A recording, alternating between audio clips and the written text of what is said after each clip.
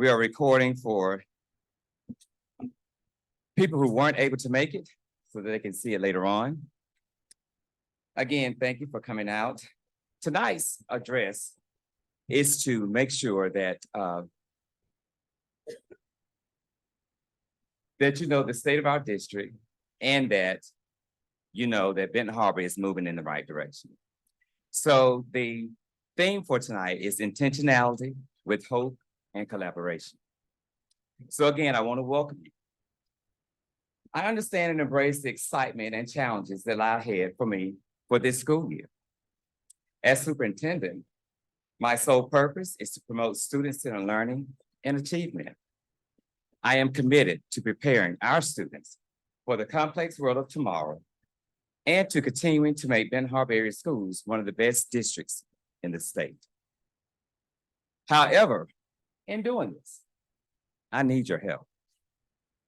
Parents, stakeholders, and community partners, you are all an integral part of our school community. We recognize that all of you collectively are our students' first teachers, and as such, we need you to be a critical part of our educational team. This strong partnership will ensure that together we will build a strong educational foundation for every student. I'm asking each student, as I do my one-on-one rounds with the different students, to take commitment to having pride. That means taking personal responsibility and daily efforts by being active participants in their learning and acting responsibly as individuals within our learning community. Doing such and doing so will enable all to have a successful and enjoyable school year. The mission of Benton Harbor area schools is to educate, guide, and inspire students by developing their skills, knowledge to be globally competitive. Our vision, Benton Harbor area schools is committed to be the best in academics, athletics, and the arts. The way we plan on doing this, the 23-24 strategy. First and foremost, our board, working together with our board, we have approved, the board has approved, along with guidance, to hire a company to start a master's facilities plan. With this plan, it is all encompassing.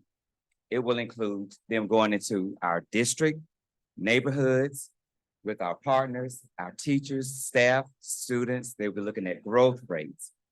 The health department, they will take a holistic view of our, not just the school system, but our properties, our academics, what we have in place. This will be a 12-month venture. But after such, we plan to use this as a roadmap in moving forward. Another part of the strategy for this school year and ensuring that we are being good stewards to our students center on several other things. This second part is academics. I don't think the community is aware of all the academic initiatives that Benton Harbor is lost my train of thought for words, but is involved with for this school year. Thank you, sorry about that. But the academic initiatives are massive, and we do not take lightly to them. But to name a few, we've added 2 new classes this year, which were fashion design and Swahili. We purchased, with the board behind us, $1.2 million of new classroom books for all the schools in the district. All of our teachers are involved in letters training. And if for those of you that do not know what letter training is, it's a training where all of our teachers will essentially earn a reading endorsement, because we know that reading is an integral part of educating our students.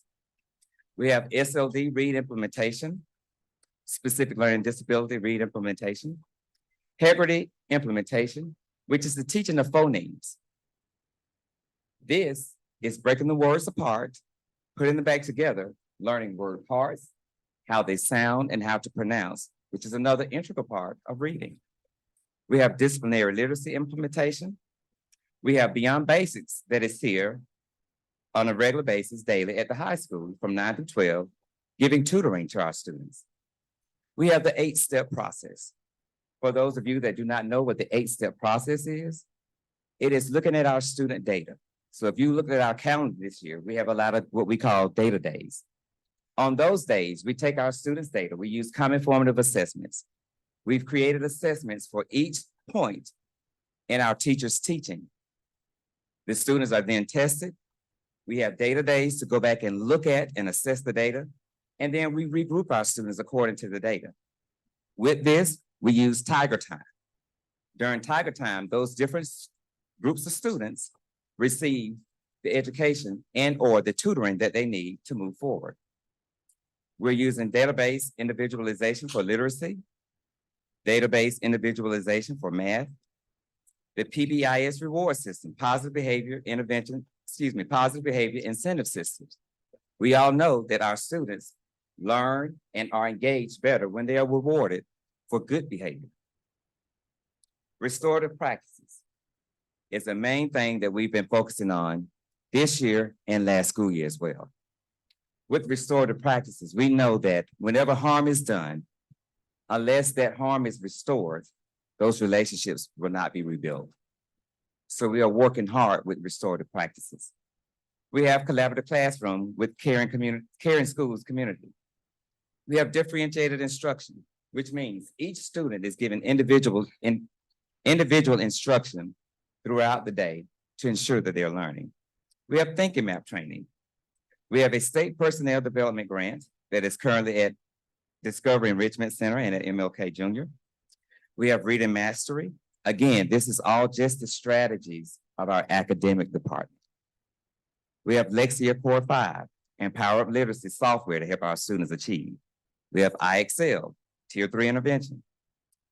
We are implementing in the very near future diverse classroom libraries in which all elementary school classrooms in the district will have a mini library with books that mirror our students. So when they go to the bookshelf and they pick up a book, they can see themselves in a book. We have isolated strategies for sheltered instruction, observation protocol training, and therapeutic crisis training. Again, all of this is still within our academic department. We have principal and teacher-created supplemental materials, and we are exploring driver's ed. So not if, but when we reintroduce this class into our community, we know that it is a vital component for our students in our community. For the learning culture and learning environments, we have calm down rooms for our staff and our students. We were able to secure a one-time grant. So when our students are feeling stressed, and sometimes the staff, I need to take advantage of it because I went to see one of them. They have the very nice chairs that you have in a spa, vibrates, heat up, very nice. In our SPED classes, we're teaching life skills to make sure we have a well-rounded education for all of our students.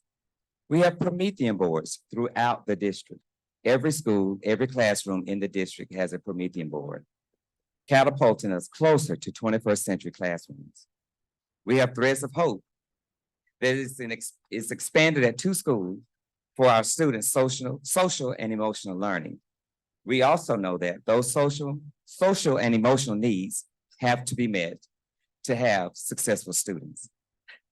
For personnel and leadership, each year we do a HumanX survey. That survey gives us a pulse of where our climate and our temperature is throughout the district.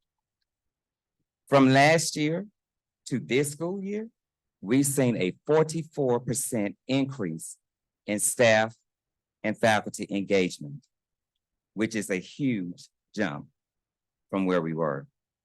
For staff appreciation, we were able to give 5% raises to all of our teachers, being committed to our teachers' well-being and also committed to the culture and climate. I will say, looking at a snapshot from 7/1 of 22 from July of 22, to February 20th of 23, we had 21 people to separate employment from the district. Looking at the same time period, from July 1 of 23 to February 20th of this year, we've only had 17 people to separate employment. Although that's a small number, we are starting to show retention rates go up, which is good for our students, because we do know with consistency, learning can take place. Our strategies for communication and community engagement. After this State of the District, please look forward for me to be announcing some town halls where there will be Q&A times. Also look for the website updates. Please check out our new website. We have a new website we just launched, much easier to use and much easier to find and easier to push out notices. The town hall is for Q&A to invite more community members for me to hear their voices so that their voices can count in the decisions that we make. As I go around to the faculty and staff, I've been doing one-on-ones. I've done one round of one-on-ones with faculty and staff of every building in the district. I've started with the 12th graders doing one-on-ones, listening to the students. And on Friday, Ms. Liz has my schedule is full with the middle school doing one-on-ones with the different classes. Again, these are intentional and on purpose because our goal is not to do anything to the faculty, staff, and or students in the district. Our goal is to do things with them. One of the things I like to taunt for our communications and community engagement that I don't think have been promoted enough, one of them are the Care Counts program.